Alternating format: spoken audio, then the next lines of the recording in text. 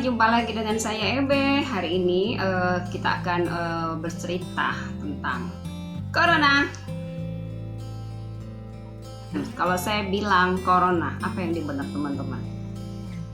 Ya, mungkin sebagian teman-teman akan bilang bahwa Corona itu sesuatu yang menakutkan, sesuatu yang membuat kita jadi lupa nama teman, sesuatu yang membuat kita tidak bisa kemana-mana, sesuatu yang membuat pekerjaan kita hilang, juga mungkin sesuatu yang membuat kita tidak bisa menikmati jalan-jalan yang mungkin sudah direncanakan.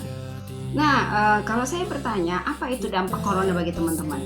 Ini saya akan membuat daftar beberapa teman-teman yang sangat merasakan dampak dari Corona.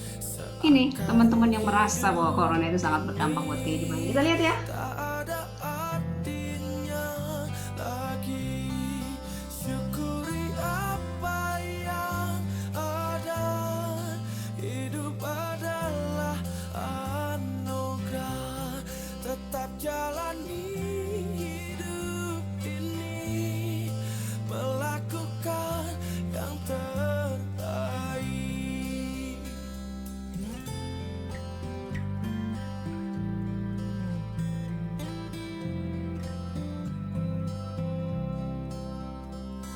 Tak ada manusia yang terlahir sempurna.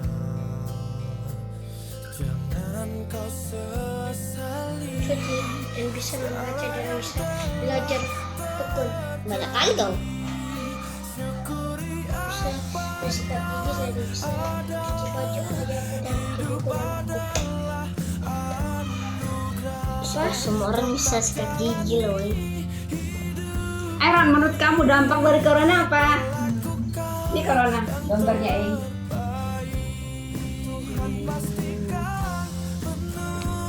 Dekat ada kamera. Dampaknya apa ya? Bagi kamu sekarang, maksudnya kamu jadi tidak kemana-mana, belajar di rumahnya itu loh. Itu ada dampak. Belajar di rumah doang. Terus apa yang kamu rasakan ketika di rumah? Bosan, kadang-kadang nonton lagi.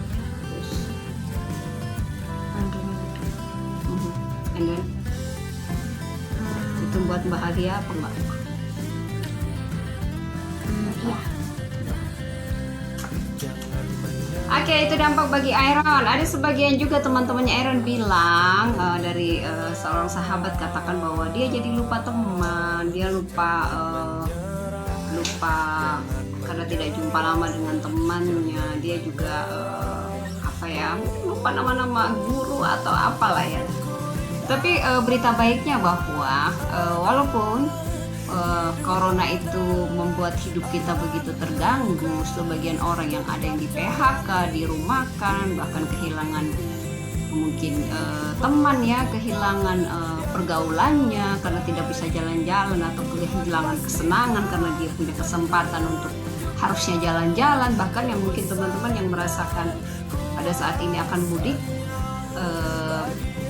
tidak bisa pulang lebaran ya, tidak bisa pulang kampung dan bertemu dengan keluarga.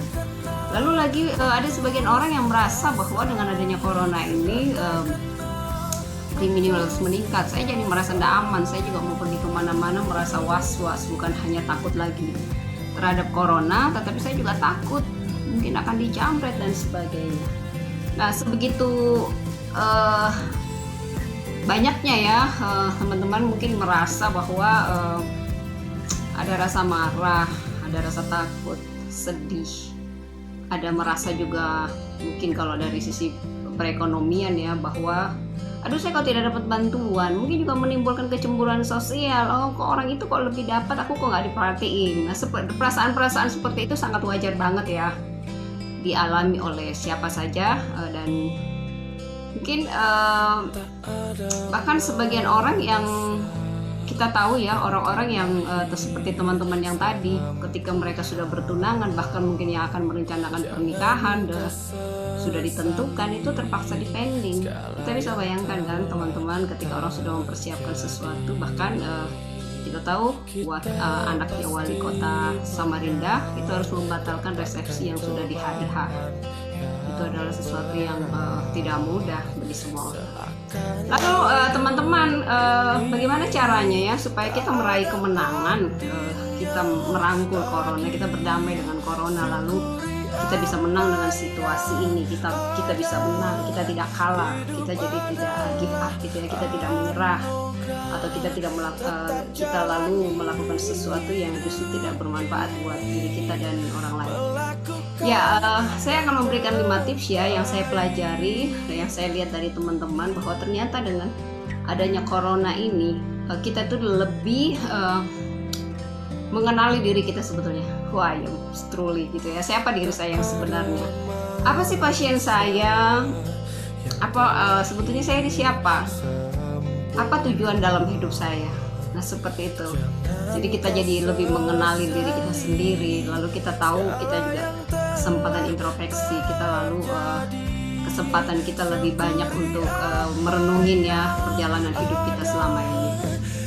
Lalu mungkin kalau bagi sebagian besar orang dengan di rumah, biasanya mungkin kalau rumah itu hanya tempat untuk datang, tidur, dan beristirahat sejenak dari kesibukan. Kalau sekarang seorang kawan bercerita bahwa rumah itu akhirnya benar-benar bisa menjadi istananya. Artinya rumah tidak hanya menjadi suatu tempat di mana dia pulang setiap hari setelah beraktivitas, tapi rumah benar-benar berfungsi sebagai istana di mana dia merasa aman, nyaman. Dia bisa lebih berinteraksi banyak dengan keluarga, dia bisa lebih mempererat hubungan. Bahkan kita tahu bahwa sebelum corona mungkin ada sebagian besar orang tua, para pekerja gitu ya khususnya, yang di perkotaan yang sibuk, mereka pergi bekerja ketika anak-anak masih dalam kondisi tertidur, dan mereka juga pulang pada saat mereka udah tidur kembali. Dan positifnya lagi bahwa dengan corona ini mungkin ada sebagian besar orang yang secara spiritual justru lebih meningkat. Mereka lagi jadi punya jam-jam doa yang lebih besar, ada kesempatan untuk terutama umat muslim, mereka ada kesempatan untuk melaksanakan puasa mungkin lebih kusuk bersama dengan keluarga, kemudian ada kesempatan untuk lebih banyak mempelajari kitab suci, bahkan mungkin ada banyak hal yang bisa dilakukan untuk menambah spiritual kita. Lalu juga dengan adanya corona juga itu bisa meningkatkan empati dan simpati kita kepada orang lain. Mungkin teman-teman yang punya rasa sosial yang tinggi, kita jadi punya sense of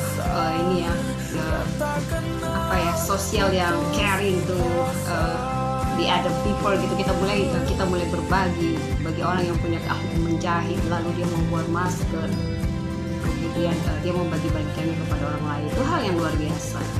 Lalu juga bahwa dengan kesempatan dengan ini bukan hanya dengan keluarga gitu ya, hubungan kita jadi jauh lebih meningkat.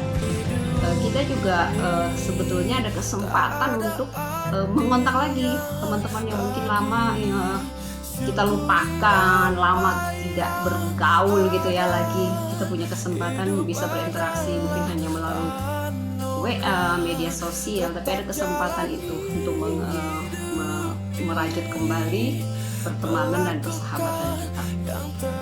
Lalu yang mungkin ini yang paling besar ya, saya melihat dari cerita-cerita teman-teman, saya lihat di Facebook bahwa ternyata dengan adanya corona ini orang malah lebih kreatif, segala potensi diri itu keluar. Ternyata orang lebih banyak mengenal potensinya. Orang lebih, karena tadi udah mengenali diri ya, dia juga otomatis mengenali potensi, lalu mengembangkannya. Lalu orang yang teman-teman semua yang punya bakat di bidang katakanlah ya dagang gitu ya, itu sangat marak menjual di masa corona ini. Yang misalnya suka di bidang kecantikan, walaupun mungkin bisnisnya sedang down ya, tidak ada pelanggan, tapi dia juga punya kesempatan untuk membuat sesuatu yang bermanfaat tetap bagi orang lain dengan membuat misalnya tutorial membuat makeup. Mungkin kalau kayak saya misalnya, saya jadi tahu potensi saya juga bahwa saya suka mengajar, saya suka berbagi gitu ya.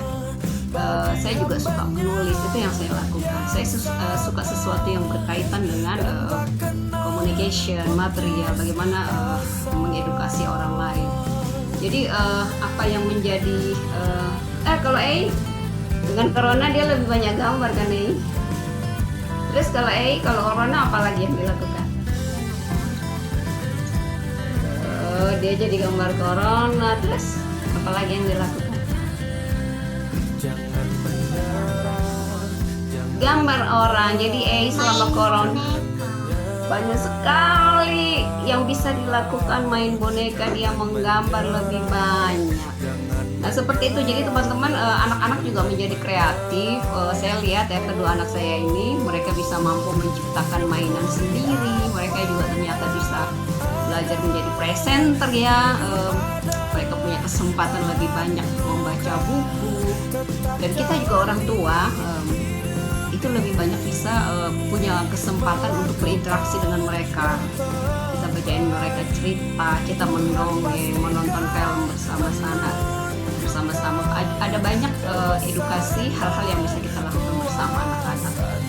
Ya teman-teman, mungkin corona belum berlalu, tapi saya percaya bahwa dengan kita tetap percaya, kita tetap setia, tetap berbagi, tetap melaksanakan hobi kita, tetap seperti biasa menjalani hidup kita dengan normal di ketidaknormalan, itu adalah rahasia kita meraih kemenangan. Jadi ketika kita merangkul corona,